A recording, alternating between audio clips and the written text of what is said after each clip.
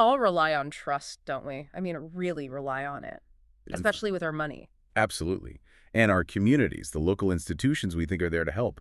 But what happens when that trust isn't just, broken? What if it's carefully, deliberately taken apart? Dismantled piece by piece. That's what we're diving into today, a case that really forced a whole community to ask that exact question. It's a tough one. Okay, so let's unpack this a bit.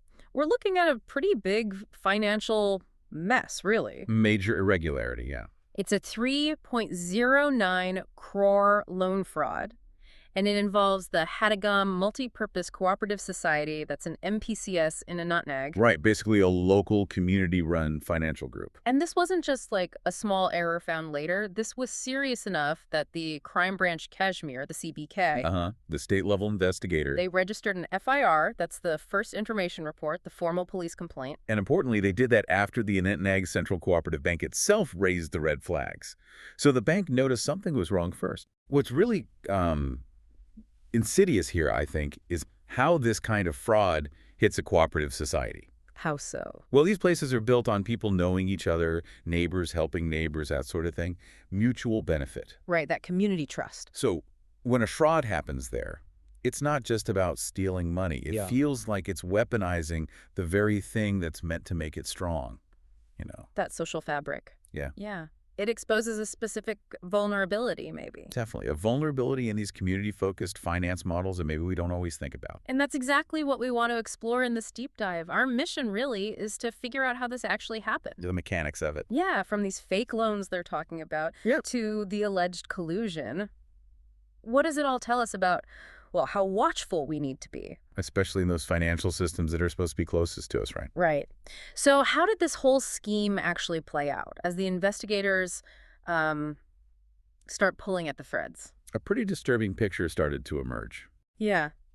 It seems loans were given out back in 2014 to 127 members of this Hatigam MPCS. Okay, standard enough on the surface. But the initial investigation, the preliminary probe, it suggested something much deeper, this alleged collusion. Between who?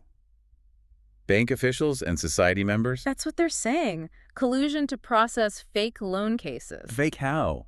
Like the people weren't real. Exactly, in the names of individuals who apparently just didn't exist. Wow. And the money. Siphoned off, it seems, for personal gain. Just think about the nerve involved there, the layers of deception needed. It's not just forging a signature, is it? No, not at all. It's about knowing the system, knowing the people, maybe exploiting those relationships, turning trust into a blind spot. And it gets more complicated, right? Because some money has been recovered. Yeah, about euro 0.50 crore, according to the reports. But that still leaves. But a huge amount. 1.21 crore is still outstanding from 39 members. And here's another twist, isn't there? Some of those members are saying they actually paid it back. That's right. They're claiming they cleared their dues directly with the society. And they say they have receipts. Which points to, well, another layer. Maybe a cover-up. Maybe just complete chaos in the record-keeping, or worse. That detail about receipts, it really hits home, doesn't it? It's not just the system failing. It feels like a direct betrayal of individuals. Absolutely. And the charges filed reflect that seriousness. Yeah, the FIR mentions specific sections of the Ranbir Penal Code. Things targeting cheating, forgery. And criminal conspiracy. Sure. Plus, importantly, the Prevention of Corruption Act. So this isn't being treated as just mistakes or bad management. No, these charges point towards a deliberate scheme involving multiple people and potentially public officials misusing their position. Then they've named names. They have. Riaz Ahmadpat, an accountant, seems to be a key figure. Yeah. Allegedly manipulated the books. Along with other society members from Hatigam itself. Right. The investigation is focusing on these individuals. So, after digging into all this, what does it really mean for you listening, or for anyone who uses any kind of financial institution? Well, it's a stark reminder, isn't it? About transparency. Yeah. Accountability. Exactly. Especially in these community-based groups where you assume there's inherent trust. That trust can be the very thing that gets exploited. It shows that strong oversight isn't just like bureaucratic red tape. No, it's critical. Absolutely essential, even when things seem close-knit and friendly. And the investigation is still going on. Oh, yeah. The CBK is still digging. They're tracing the money, trying to figure out exactly where it all went, who else benefited. Which just highlights how complex these schemes can be to unravel. It really does. And it raises that big question. How far does the complicity go?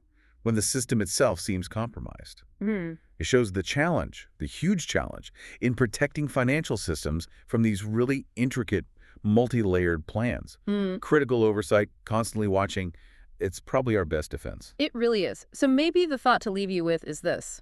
Just how many things have to go wrong?